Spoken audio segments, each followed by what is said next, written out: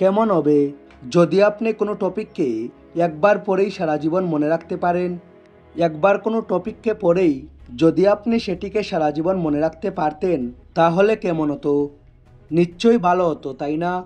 আজকের এই ভিডিওটি স্টুডেন্টের জন্য ডেডিকেটেড। আজ এই ভিডিওটিতে আপনি দুটি এমন টেকনিককে জানতে চলেছেন যা আপনার স্টাডি লাইফকে একেবারেই চেঞ্জ করে দেবে। আজ আপনি এমন দুটি প্রবলেমকেও জানতে চলেছেন যার কারণে আপনার পড়া ভালো মতে মনে থাকে না। আর এই দুটি পয়েন্টকে যদি আপনি একবার ভালো মতে বুঝে যান এবং তার অ্যাকর্ডিংয়ে যদি আপনি আপনার পড়াশোনাকে চেঞ্জিংসে আনেন, 200% গ্যারেন্টি দিচ্ছি যে আপনি এখনকার তুলনায় অনেক গুণ ভালোভাবে এবং বহুদিন পর্যন্ত আপনার পড়াকে বা কোনো টপিককে মনে রাখতে পারবেন। So let's begin. মনোযোগ দিয়ে অবশ্যই শুনবেন। আচ্ছা, সব থেকে প্রথমে আপনি আমাকে এটা বলুন যে যখন আপনি কোনো মুভিকে দেখেন, যখন আপনি কোনো সুন্দর ব্যক্তিকে দেখেন বা কোনো ফাংশন বা কোনো প্রোগ্রামে হঠাৎ কোনো আপনি আপনার ফেভারিট পার্সনকে বা কোনো সেলিব্রিটি বা কোনো সাকসেসফুল ব্যক্তিকে দেখতে পান, তার সাথে যদি আপনি একটি সেলফি নিয়ে নেন, তো এই সকল ইভেন্টগুলি আপনার সারা জীবন মনে থাকে, তাই না? যখন আপনি কোনো মুভিকে দেখেন কিন্তু সেই মুভিকে দেখার পর বহুদিন পর্যন্ত আপনার সেটিকে মনে থাকে। একজন সুন্দর কোনো ব্যক্তিকে একবার দেখলেই বহুদিন পর্যন্ত আপনার তার মুখটিকে মনে থাকে, তাই না? তো আপনার ব্রেন বা আপনার মস্তিষ্ক এখানে আপনাকে বোকা বানাচ্ছে। আপনি তাকে যেটা মনে রাখতে বলছেন সেটাকে সে বারবার ভুলে যাচ্ছে, আর যে জিনিসটি তার ভালো লাগছে সেই জিনিসটিকে সে সারা জীবন মনে রাখছে। তো একবার ভেবে দেখুন যে ব্রেন পাওয়ারটি আপনার লাইফের প্রতিটি ফিল্ডে ব্যবহার হতো তাহলে কেমন হতো? যদি আপনি একবার কোনো টপিককে পড়ে, কোনো সাল, কোনো কেমিক্যাল রিয়াকশনের ফর্মুলাকে পড়ে যদি সারা জীবন সেটিকে মনে রাখতে পারতেন তাহলে কেমন হতো?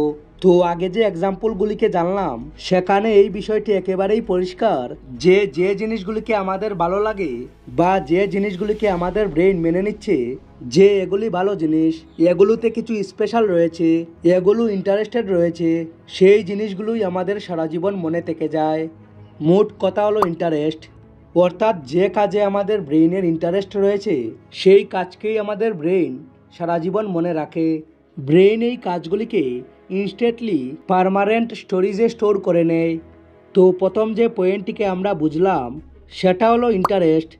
যদি আপনি পড়াশোনা করেন কিন্তু ইন্টারেস্ট নেই, যদি আপনি কোনো কাজ করেন কিন্তু ইন্টারেস্ট নেই, আপনি জোর করে করছেন কারণ বাড়ির লোক করতে বলেছে, ফেল হয়ে যাব, তো ইন্টারেস্ট নেই, কিন্তু তবুও যদি আপনি সেই কাজটিকে করেন বা পড়াশোনা করেন, তো জেনে রাখুন যে একবার নয়, 10বারও নয়, 100বার পরেও আপনার সেই পড়াকে মনে থাকবে না।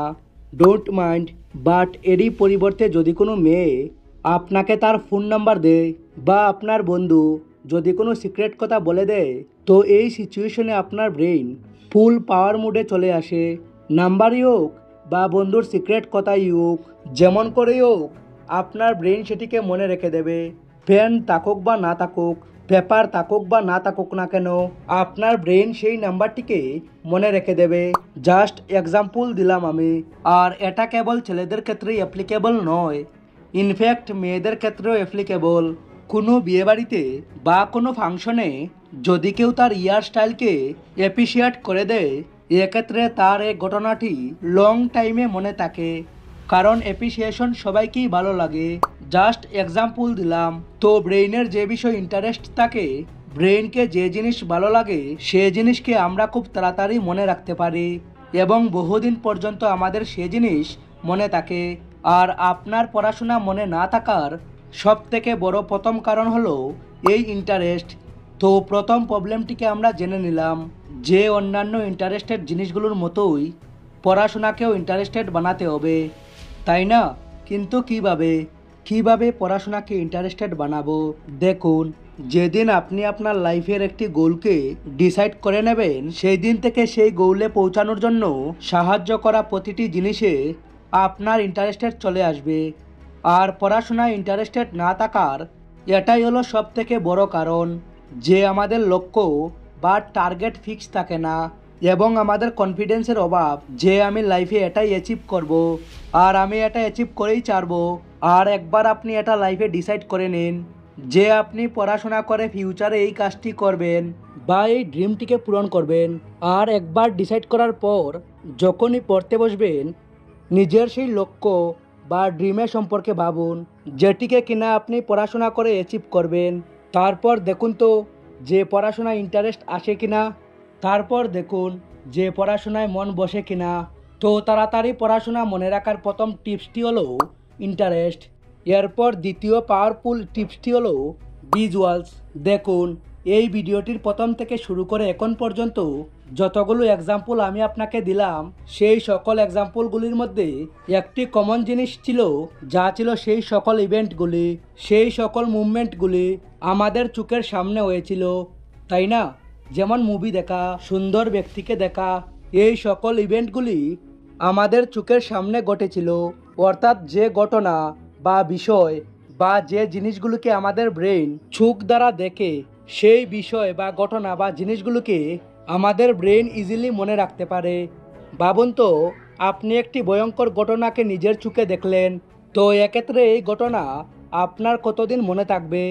বা সুন্দর একটি ঘটনা আপনার চোখের সামনে ঘটলো, সেই ঘটনাটিকে আপনি কতদিন মনে রাখতে পারবেন? সারা জীবন, তাই না? ঠিক একই রকমভাবে আপনি যখন পড়তে বসবেন তখন নিজের ব্রেইনে সেই পড়ার অ্যাকর্ডিংয়ে সিন ক্রিয়েট করুন।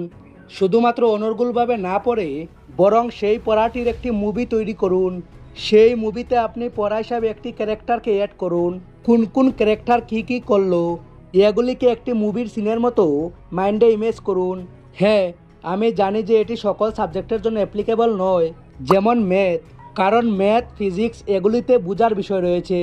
কিন্তু বাকি যে অন্যান্য সাবজেক্টগুলো আপনার রয়েছে সেই সাবজেক্টগুলিতে আপনি ভিজুয়ালাইজেশন টেকনিক অ্যাপ্লাই করে ইজিলি আপনার পড়াগুলিকে খুব তাড়াতাড়ি এবং বহুদিন পর্যন্ত মনে রাখতে পারবেন। তো বন্ধু, এই দুটি সিম্পল এবং এফেক্টিভ মেথডের মধ্যে দিয়ে আপনি কোন টেকনিকটিকে আপনার পড়াশোনায় অ্যাপ্লাই করতেন তা কমেন্ট বক্সে অবশ্যই জানাবেন। তো ভিডিওটি ভালো লাগলে লাইক এবং শেয়ার করে দিও আপনার সমস্ত প্রিয় বন্ধুদের, যাতে এইসব ইউজফুল নলেজ আপনার প্রিয় মানুষদের কাছেও পৌঁছায়। Thanks for watching.